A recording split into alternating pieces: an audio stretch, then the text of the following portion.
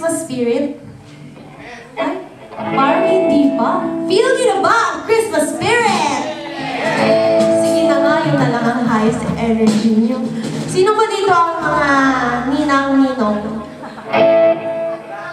Ano?